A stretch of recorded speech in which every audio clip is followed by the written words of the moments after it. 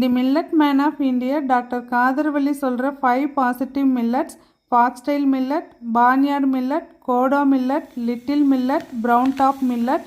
இதை க்ளோஸ்அப்பில் பார்க்கும்போது மேலே ஒரு ஐ மாதிரி இருக்கும் ஒவ்வொரு மில்லட்ஸ்லேயும். இதுக்கு மீனிங் அன்பாலிஷ்டு தான் எடுக்கணும். அதில் தான் நிறைய ஹெல்த் பெனிஃபிட்ஸ் இருக்குது. எந்த விதமான வியாதியாக இருந்தாலும் இந்த மில்லட்ஸ் மூலமாக தீர்வு இருக்குது அப்படிங்கிறது அவரோட இன்வென்ஷன். இது பார்த்திங்கன்னா குலசாமை. இந்த மில்லட்ஸ் எல்லாத்தையுமே அம்புலி ஃபார்மில் எடுக்கணும். இது பார்த்திங்கன்னா குதிரவாளி.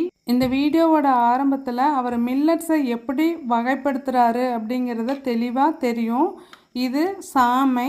ரா மில்லட்ஸ், பார்பாயில்டு மில்லட்ஸ்னு 2 இருக்குது. அதில் எது பெஸ்ட்டுங்கிறது எனக்கு தெரியல. உங்களுக்கு தெரிஞ்சால் கமெண்ட் பண்ணுங்கள். இது பார்த்திங்கன்னா வரகு அரிசி. அடுத்தது திணை அரிசி. எனக்கு தெரிஞ்சதை ஃப்யூச்சரில் இன்னும் ஷேர் பண்ணுறேன். தேங்க்யூ.